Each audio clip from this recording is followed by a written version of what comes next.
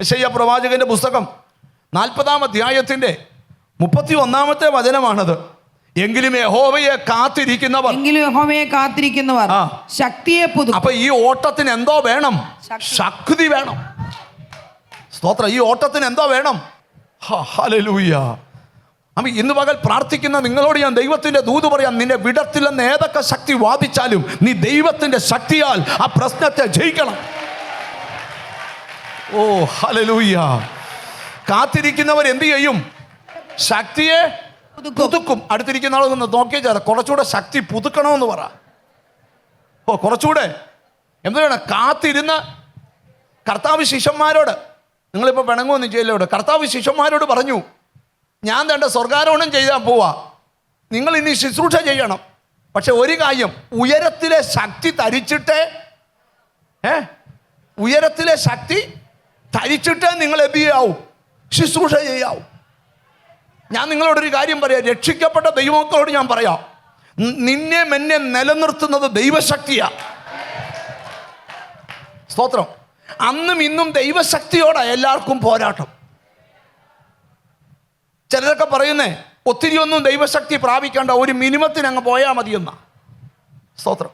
ഇനി ആരെങ്കിലും ഒരാളിൽ അല്പം ദൈവശക്തി, അദ്ദേഹത്തെ ശുശ്രൂഷയെ ദൈവശക്തിയെ കുറച്ചുകൊണ്ടൊന്ന് ഹൈലൈറ്റ് ചെയ്ത് പറയുവോ, ശുശ്രൂഷയിൽ ദൈവശക്തി വെളിപ്പെടുകയൊക്കെ ചെയ്താൽ നമ്മുടെ ആൾക്കാർ പറയും, ഓ അതൊന്നും ദൈവാത്മാവല്ല, ഭൂതാത്മാവാണ്.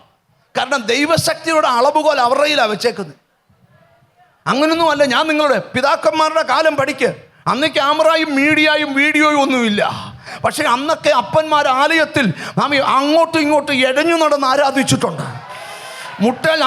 മുട്ട് പൊട്ടി ആരാധിച്ചിട്ടുണ്ട്. അവരുടെ ക്യാൻസറും ട്യൂമറും ഒക്കെ തന്നെ പൊട്ടിപ്പോയിട്ടുണ്ട്. നീ വിചാരിച്ചതിനപ്പുറത്തൊരു ദൈവശക്തി വന്നാൽ നിനക്കെതിരെ വരുന്ന അസ്ത്രങ്ങൾ വന്നതുപോലെ തിരിച്ചു പോകും. ഓ യേശുവിൻ്റെ നാമത്തില് ഒരു ദൈവവൈതൽ എപ്പോഴും അഭിമാനം കൊള്ളണം, എന്നും ദൈവശക്തി രുചിച്ച് ജീവിക്കുക. ഓ ഹല്ലേലൂയ. എനിക്കെന്തോ ദൈവാത്മാവ് ഒരു കാത്തിരിക്കുന്നവർ എന്ത് ചെയ്യും? ശക്തിയെ പുതുക്കും. കഴിഞ്ഞ ആഴ്ച മയങ്ങിയ യോഗത്തിൽ നിന്ന് ഈ ആഴ്ച ഉറങ്ങിയല്ല. പിടികിട്ടിയോ? കഴിഞ്ഞ ആഴ്ച പറഞ്ഞ സ്തോത്രം 50 ആണെങ്കിൽ ഈ ആഴ്ചത്തെ സ്തോത്രം 500 ആകണം.